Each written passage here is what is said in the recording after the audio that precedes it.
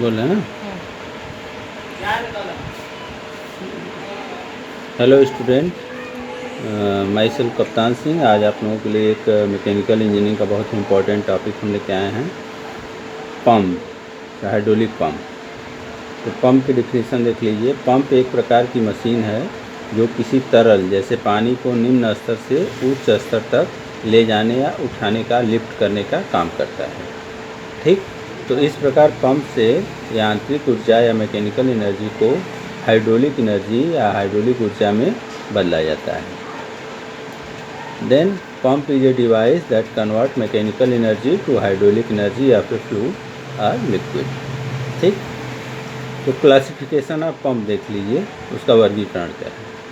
ये दो टाइप का मेनली होता है, एक डायनामिक प्रेशर पंप और दूसरा पॉजिटिव डिस्प्लेसमेंट पंप। ठीक, तो डायनामिक प्रेशर पंप को भी 3 भागों में कैटेगराइज किया गया है, सेंट्रीफ्यूगल पंप, प्रोपेलर पंप और टरबाइन पंप। ये इसलिए इसको डायनामिक प्रेशर पंप बोलते हैं क्योंकि यहाँ फोर्स के कारण, एक डायनामिक फोर्स के कारण मेरा पानी जो है ऊपर लिफ्ट करता है। ठीक, और दूसरा है पॉजिटिव डिस्प्लेसमेंट पंप। इसको इसलिए धनात्मक विस्थापित पंप बोलते हैं क्योंकि यहाँ पे जो पिस्टन की गति होती है वो पश्चाग्र या रोटरी होती है, मतलब अप डाउन या घुमाव के कारण। तो पश्चाग्र 2 प्रकार का होता है, पिस्टन, प्लंजर या diaphragm, and rotary vane, screw, lobe या single rotor and multi rotor. ये इसके कैटेगराइजेशन है। तो यहाँ पे हम एक इम्पॉर्टेंट सेंट्रीफ्यूगल पंप जो है, डायनामिक प्रेशर पंप, उसका स्टडी करेंगे। वहीं हमको पढ़ना है इसमें आप लोगों के लिए। तो सेंट्रीफ्यूगल पंप का डिफिनीसन देख लीजिए, इसको हिंदी में बोलते हैं केंद्र प्रसारक। इस प्रकार के पंप में अपकेंद्री बल या सेंट्रीफ्यूगल फोर्स के कारण पानी को इसको केंद्र की बाहर की ओर धकेला जाता है, इसलिए इसे केंद्र प्रसारक पंप भी बोला जाता है, जो सेंट्रीफ्यूगल या अपकेंद्री बल पर कार्य करता है। ठीक, तो इसका वर्किंग प्रिंसिपल आप लोग देखिए। इसमें एक केसिंग होती है। ठीक, इस केसिंग में इम्पेलर लगा होता है जो एक शाफ्ट से,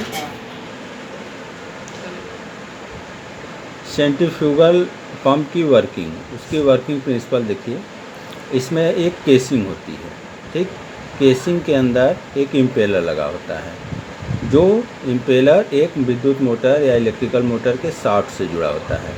शाफ्ट के ऊपर इसको इम्पेलर को कसा जाता है। ठीक, उसके अंदर ब्लेड्स लगे होते हैं जो घूमते हैं, उसको मैं बाद में बताऊंगा। तो इसमें यहाँ पे देखिए एक लेवल है, पानी का लेवल है, वाटर का लेवल है, जिसको सम्प लेवल बोलते हैं। यहीं से हमको पानी को ऊपर लिफ्ट करना है।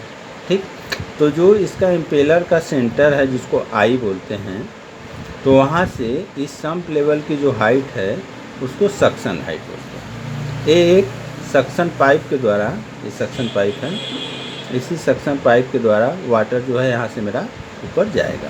ठीक, तो इसके सेंटर से जो है हाइट है उसको सक्शन हाइट बोलेंगे। अब यहाँ से जो ऊपर वाटर हमको जहाँ पे ले जाना है, डिलीवरी पाइप जुड़ी हुई है, तो इसके सेंटर से जो यहाँ पे डिलीवरी पात्र है, डिलीवरी यहाँ पे स्टोर करना है पानी को, तो ये जो पाइप लगी है उसको डिलीवरी पाइप बोलते हैं। तो इसके सेंटर से जो डिलीवरी पात्र की हाइट है उसको बोलेंगे डिलीवरी हाइट। ठीक, तो suction height plus delivery height, इन दोनों का जो सम होगा वो कहलाएगा सक्शन हेड। मतलब जो टोटल हेड कहलाएगा उसको बोलेंगे सक्शन हेड। मतलब सक्शन हेड इक्वल टू, इसको एचडी बोलते हैं, सक्शन हेड एचएस बोले हैं, suction height plus delivery height equal to suction head. ठीक, तो इसके वर्किंग प्रिंसिपल देखिए।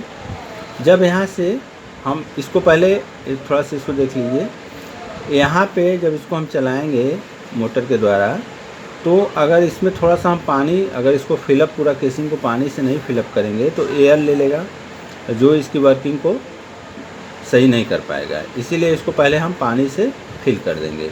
उसको बोलते हैं प्राइमिंग ऑफ पंप।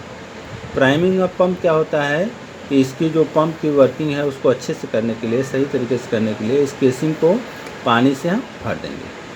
फिर यहाँ से मोटर के द्वारा हम इस शाफ्ट को चलाएंगे, इम्पेलर घूमेगा तो मेरा जो ब्लेड घूमेगा। अब ब्लेड की बात आई तो थोड़ा सा ब्लेड के बारे में हम बता देते हैं। 3 टाइप की ब्लेड होती है, एक फॉरवर्ड ब्लेड होती है, एक बैकवर्ड ब्लेड होती है, एक रेडियल ब्लेड।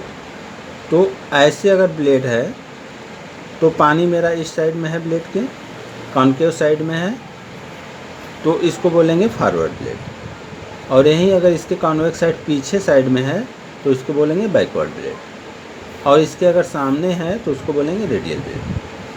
तो हम इस प्रकार के पंप में मेनली बैकवर्ड ब्लेड का यूज़ करते हैं, जो इसकी एफिशिएंसी को सही तरीके से करता है।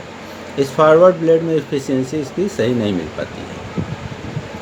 ठीक, तो जब यहाँ पे हम इसको प्राइमिंग कर दिए हैं पंप को और इसके शाफ्ट के द्वारा इम्पेलर को घुमाएंगे, तो जो यहाँ ब्लेड इसकी घूमेगी तो ए वाली ब्लेड जो यहाँ पे वाटर है उसको सेंटर की तरफ इसको फेंकेगी। तो यहाँ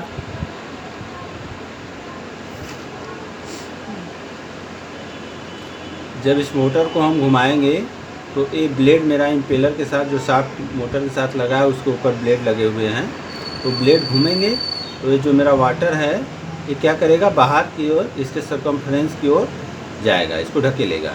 तो इसमें क्या करेगा, एक सक्शन क्रिएट होगा। जो सक्शन क्रिएट होगा तो इस सक्शन पाइप में वाटर यहाँ पे मेरा सक कर जाएगा। ठीक, तो जब वाटर सक कर जाएगा तो अब केंद्रीय बल के कारण ये पूरा वाटर कहाँ जाएगा, इस पे पर्दी की तरफ बाहर की तरफ ढकेल देगा सेंट्रीफ्यूगल फोर्स के कारण। ठीक, तो इसी प्रकार इसकी वर्किंग है। जब इम्पेलर शाफ्ट के द्वारा घुमाया जाता है तो आई पर मौजूद तरल या पानी बाहर की ओर चला जाता है और आई पर कम दबाव के कारण सम्प से पानी ऊपर की ओर सक्शन पाइप में चूसित या सक किया जाता है और सेंट्रीफ्यूगल फोर्स के कारण इम्पेलर की पर्दी पर या सर्कमफ्रेंस पर हाई प्रेशर का लिक्विड कलेक्ट कर लिया जाता है। फिर उसको डिलीवरी पाइप में हम वापस चला जाता है, फिर डिलीवरी टैंक में इसको हम कलेक्ट कर लेंगे। तो ये वर्किंग है सेंट्रीफ्यूगल पंप की। आई थिंक आप लोगों को समझ में आया होगा। Okay, thank you.